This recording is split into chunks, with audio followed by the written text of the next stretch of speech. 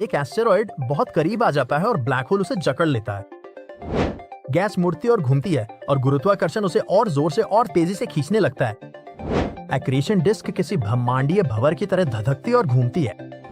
विकिरण तेज चमक के साथ बाहर निकलता है। बेचारा एस्टेरॉइड कुचलकर छिन्न भिन्न हो जाता है। ज्वारीय बलों द्वारा खींचे जाने पर कण तंतुओं में खिंच जाते हैं और फिर पलक झपकते ही इवेंट होराइजन एस्टेरॉइड को निगल जाता है और वो नजरों से ओझल हो जाता है।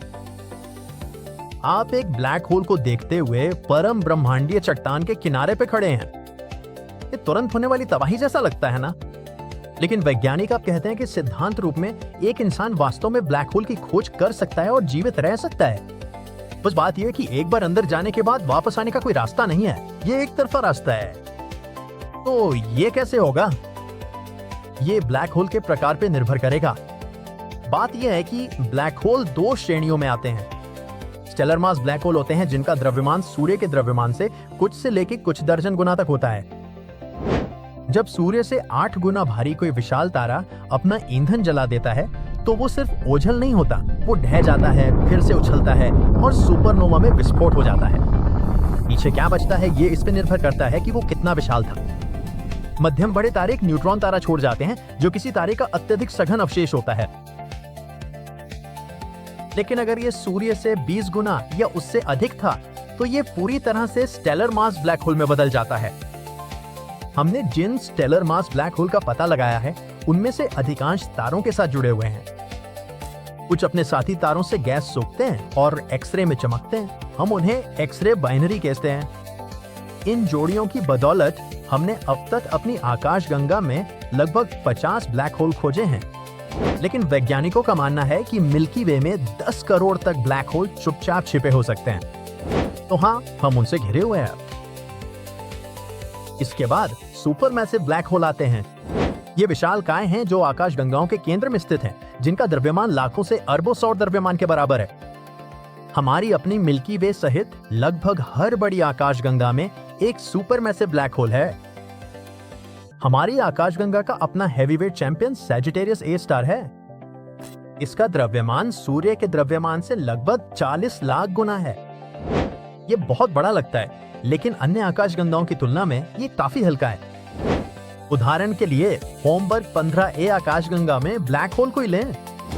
इसमें कम से कम 40 अरब सूर्यों के बराबर द्रव्यमान है।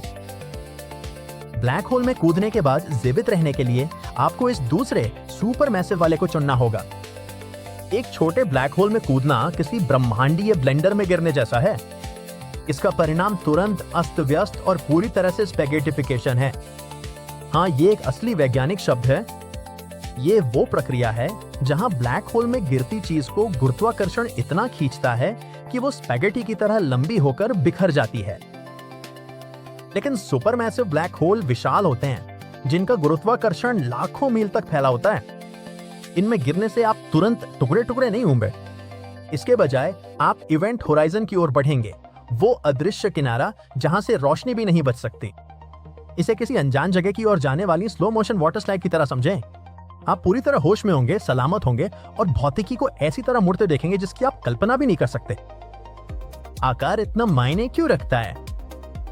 हमारे सूर्य के द्रव्यमान वाले ब्लैक होल का इवेंट होराइजन 2 मील से भी कम चौड़ा होता है। अब हमारी मिल्की वे के केंद्र में मौजूद उस सुपरमैसिव ब्लैक होल को याद करें। इसका इवेंट होराइजन 70 लाख मील से भी ज्यादा चौड़ा है। ये अंतर मायने रखता है क्योंकि सुपरमैसिव ब्लैक होल में आपके सिर और पैरों के बीच गुरुत्वाकर्षण का खिंचाव इतना ज्यादा नहीं होता। आप अरबों टुकड़ों में बिखरे बिना इवेंट होराइजन को पार कर सकते हैं। लेकिन खौफनाक सच ये है कि इवेंट होराइजन पार करने के बाद आप कभी वापस नहीं लौटेंगे। बाहर से देखने पर आप बस गायब हो जाते हैं। अंदर से समय और स्थान इस तरह मुड़ते हैं जिसका कोई इंसान अंदाजा नहीं लगा सकता। आप होश में सलामत ब्रह्मांड के एक ऐसे क्षेत्र में गिरते रहेंगे जो पूरी तरह से अज्ञात है। वो हाँ, इंसान सैद्धांतिक रूप से ब्लैक होल की खोज कर सकते हैं, लेकिन ये कोई ऐसा रोमांचक सफर नहीं होगा जिसके बारे में आप किसी को बता सकें। एक बार जब आप वापसी की सीमा पार कर लेंगे तो आपका असली रोमांच शुरू होगा। क्या होगा अगर आप ब्लैक होल में हमेशा के लिए खो जाएं, इसके दिमाग चकरा देने वाले केंद्र में तैरते हुए? या ब्लैक होल के खत्म होने के साथ आप भी खत्म हो जाएंगे? रुको, क्या ब्लैक होल कभी खत्म भी होता है? दशकों पहले स्टीफन हॉकिंग ने हमें एक सुराग दिया था। गणित और भौतिकी का उपयोग करके उन्होंने दिखाया कि ब्लैक होल पूरी तरह से अमर नहीं है। बेहद लंबे समय में किसी भी मानवीय समय सीमा से परे वे धीरे धीरे सिकुड़ते हैं। वे एक प्रकार का गर्म विकिरण छोड़ते हैं जिससे अब हॉकिंग रेडिएशन कहा जाता है और धीरे धीरे द्रव्यमान खो देते हैं। अंततः एक ब्लैक होल बहुत छोटा हो जाता है, लेकिन इसके बाद क्या होता है? वो हिस्सा अभी भी एक रहस्य बना हुआ है। बेशक वैज्ञानिकों के पास कुछ सिद्धांत हैं, वे साबित नहीं हुए हैं क्योंकि जाहिर है कि हम वास्तव में उनका परीक्षण नहीं कर सकते, लेकिन वे हमें ये अंदाजा लगाने का तरीका देते हैं कि ब्लैक होल के अंदर क्या हो रहा होगा। सबसे विकसित विचारों में से एक को लूप क्वांटम ग्रेविटी कहा जाता है। ये 1980 के दशक के अंत में आया था और ये समझाने की कोशिश करता है कि समय और स्थान सबसे छोटे स्तर पर कैसे व्यवहार करते हैं। LQJ के अनुसार ब्लैक होल के अंदर कुछ अद्भुत हो सकता है। जैसे जैसे ब्लैक होल सब कुछ अंदर की ओर सिकोड़ता है, अंततः क्वांटम फिजिक्स के अजीब नियम लागू होने लगते हैं। ये नियम एक बहुत ही शक्तिशाली धक्का पैदा करते हैं जो इस सिकुड़न का मुकाबला कर सकता है। मूल रूप से ब्लैक होल सब कुछ नष्ट करने के बजाय वापस उछल सकता है। उसके बाद अंतरिक्ष और समय फिर से सामान्य रूप से व्यवहार करने लगते हैं, लेकिन अब ब्लैक होल सिकुड़ने के बजाय बाहर की ओर बढ़ रहा है। सबसे अच्छी बात यह है कि आइंस्टीन का सिद्धांत कहता है कि यह भी संभव है। वैज्ञानिकों ने इसे एक नाम दी भी है, एक व्हाइट होल। व्हाइट होल को एक उल्टे चलते हुए ब्लैक होल की तरह समझे। जैसे गेंद फेंकने पे जब वो गिरती है तो नीचे जाती है, लेकिन जब वो वापस उछलती है तो वो उसी रास्ते पे उल्टी दिशा में चलती है। व्हाइट होल अंतरिक्ष और समय के साथ मूल रूप से यही करता है। ब्लैक होल के अंदर सब कुछ खिंच जाता है, व्हाइट होल के अंदर से सब कुछ बाहर आता है। ब्लैक होल से कुछ भी बच नहीं सकता और व्हाइट होल में कुछ भी घुस नहीं सकता। जब एक ब्लैक होल का अधिकांश द्रव्यमान वाष्पित हो जाता है और वो बहुत छोटा हो जाता है, तो लूप क्वांटम ग्रेविटी बताती है कि वो एक छोटे व्हाइट होल में बदल सकता है। क्वांटम प्रभाव इन छोटे व्हाइट होल्स को आश्चर्यजनक रूप से स्थिर बनाते हैं, इसलिए वे कुछ समय तक टिके रह सकते हैं। वैज्ञानिक कभी कभी इन्हें अवशेष कहते हैं क्योंकि ब्लैक होल के गायब होने के बाद यही बचता है। ब्लैक होल से व्हाइट होल में बदलाव अचानक होता है, ठीक वैसे ही जैसे परमाणु में इलेक्ट्रॉन ऊर्जा स्तरों के बीच कूदते हैं। यदि कोई अंतरिक्ष यान दल दूर से देखें तो व्हाइट होल लगभग ब्लैक होल जैसा ही दिखेगा। इसमें द्रव्यमान होता है, ये घूम सकता है और धूल और गैस इसके किनारे के चारों ओर चक्कर लगा सकते हैं।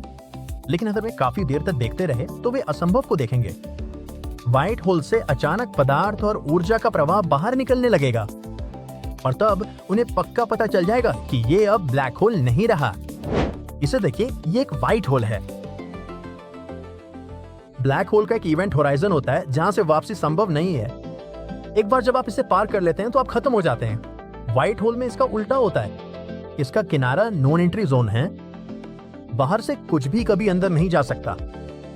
व्हाइट होल के अंदर से चीजें बाहर आ सकती हैं और बाकी ब्रह्मांड के साथ मिल सकती हैं, लेकिन चूंकि कुछ भी अंदर नहीं जा सकता, इसलिए जो अंदर है वो बाहर से पूरी तरह कटा हुआ है। बाहर जो कुछ भी होता है उसका इस पे कभी कोई असर नहीं पड़ेगा। लेकिन फिर व्हाइट होल के अंदर की ये चीजें वहां कैसे पहुंचती हैं? क्या पदार्थ और ऊर्जा निकलने वाले ब्लैक होल को व्हाइट होल से जोड़ने वाली कोई सुरंग हो सकती है? और यदि ऐसा है तो क्या हम ब्लैक होल में सुरक्षित रूप से प्रवेश करने के बाद व्हाइट होल से बाहर निकल सकते हैं? दुख की बात है कि इसकी संभावना बहुत ही कम है। आप वास्तव में इन होल्स के बीच जाने के लिए किसी पुल या सुरंग का उपयोग नहीं कर सकते। अगर आप किसी ब्लैक होल में गिरते हैं तो आप अंततः इसके केंद्र में मौजूद सिंगुलैरिटी से टकरा जाएंगे, भले ही आप इवेंट होराइजन के पार शुरुआती सफर में बच जाएं। वैसे भी अब तक ये सिर्फ अटकलें हैं, क्योंकि ब्लैक होल रहस्यमयी और पहुंच से बाहर बने हुए हैं और हमने अभी तक व्हाइट होल के अस्तित्व को साबित भी नहीं किया है।